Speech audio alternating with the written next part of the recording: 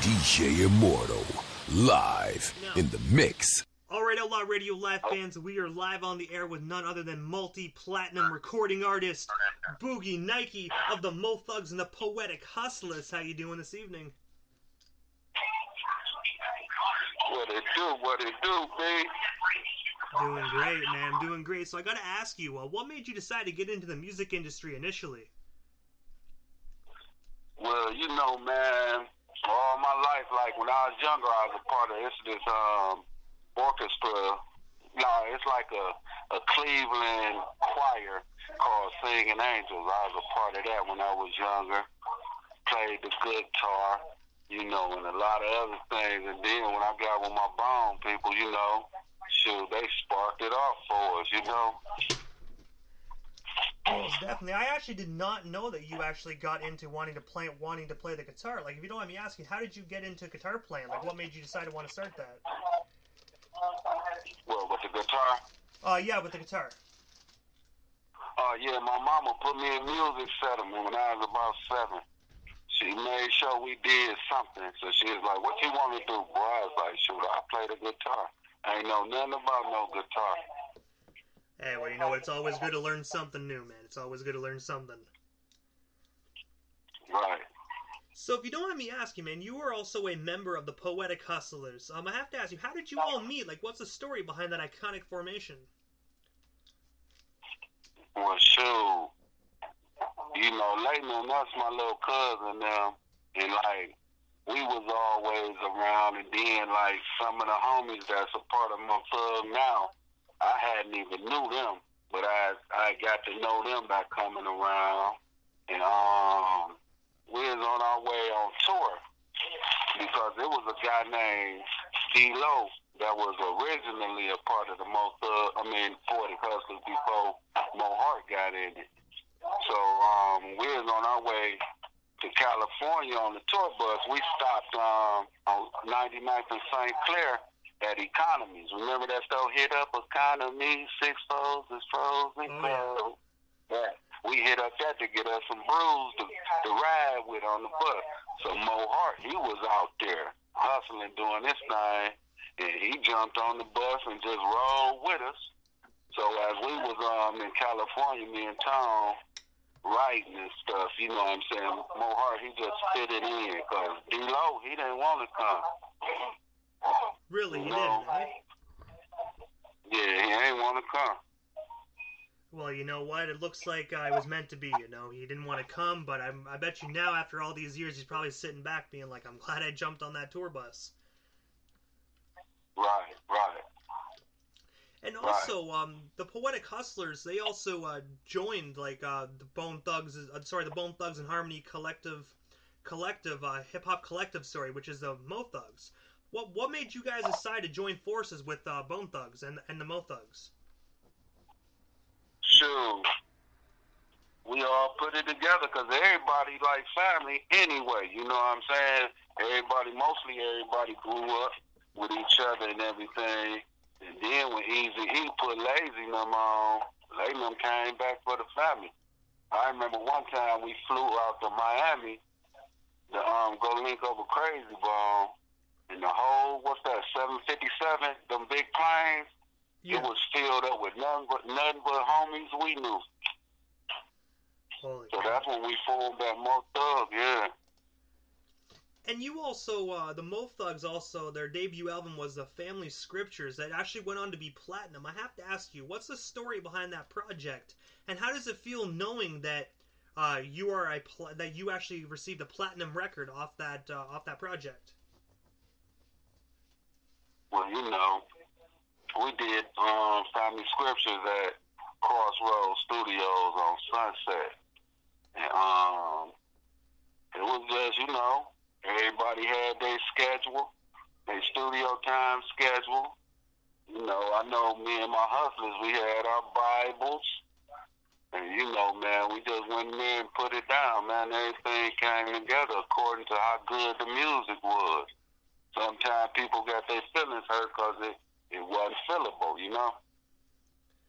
And I do have to say, off that record, one of the songs that really has helped me through so many hard times in my life was Searching for Peace. What's the story behind that song? I've always wanted to know, like, the meaning behind it. You said Searching for Peace? Searching for Peace, yeah. Yeah, well, shoot.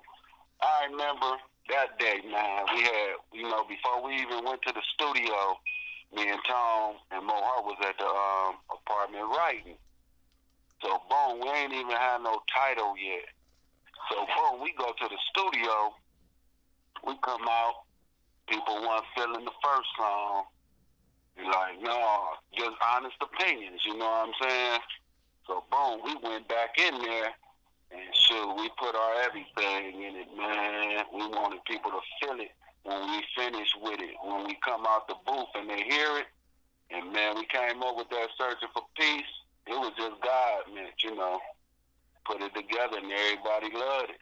A lot of people be sending me messages saying how it helped them, in, you know, through their little mission, trials and tribulations. And that's the one thing I always loved about, like, Mo Thugs and, like, the Bone Thugs and Harmony. Like, they always had, like, the hard gangsta songs, and they always had the songs like Searching for Peace, where you really actually, really digs deep in your soul and really helps you through a lot of hard times. I love songs like that really have the meaning behind the track. Oh, yeah, that just comes with being God-fearing, you know?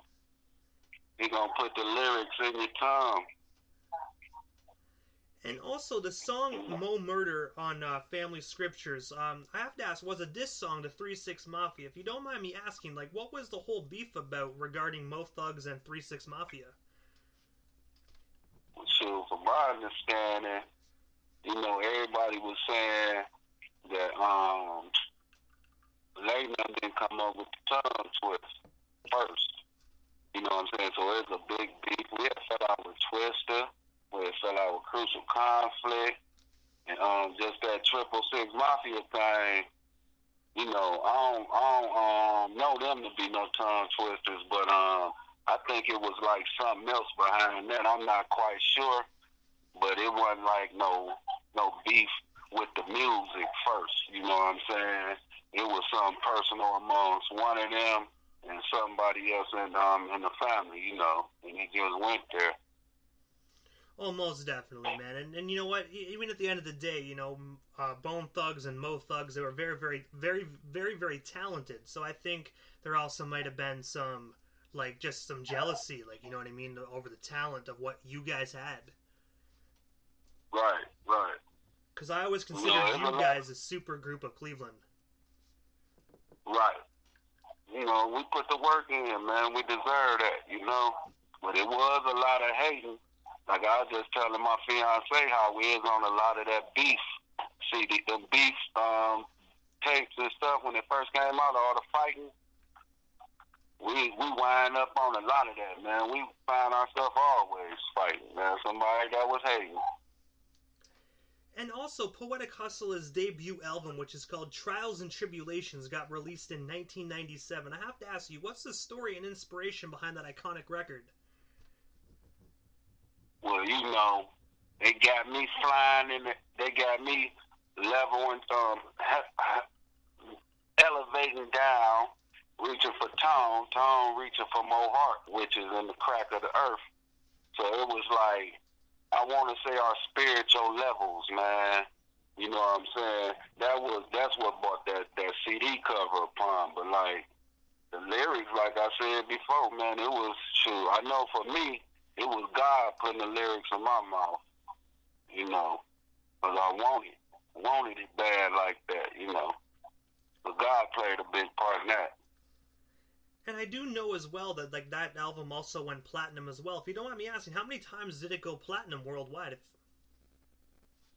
What, Trials and Tribulations? Trials and Tribulations, yeah.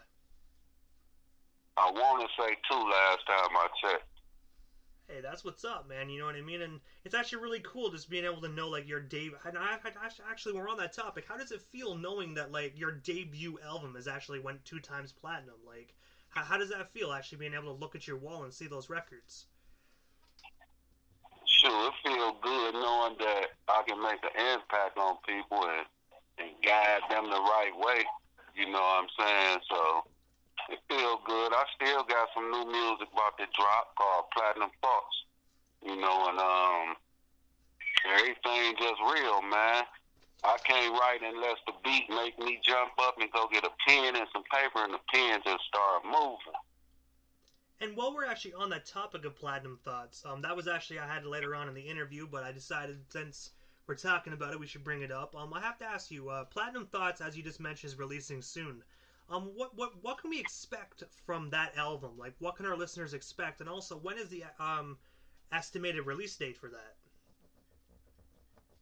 Well, as I know now, in a few days.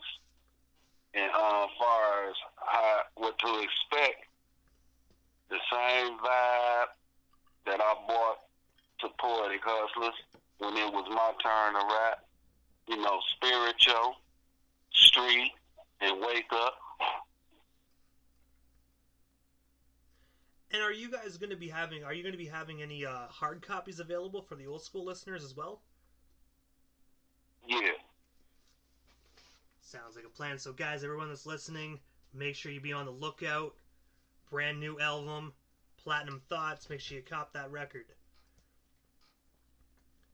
And also, you did a song with Lady Water called Bonnie and Clyde, which is another one of my absolute favorites by you. I have to ask you, how did you and Lady Water get connected? What's the story behind that?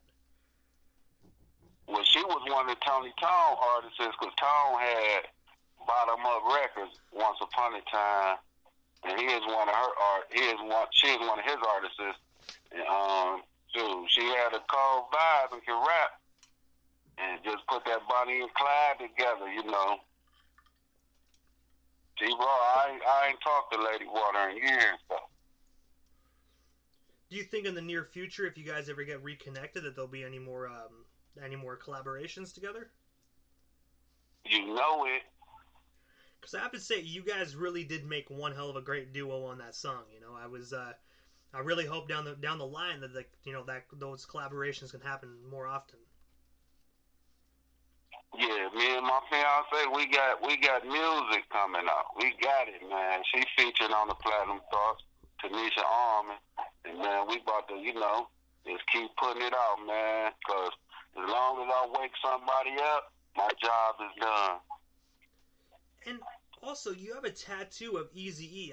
I want to ask, could you explain explain to us listeners the meaning behind that tattoo? And did you ever get the opportunity to meet Eazy-E?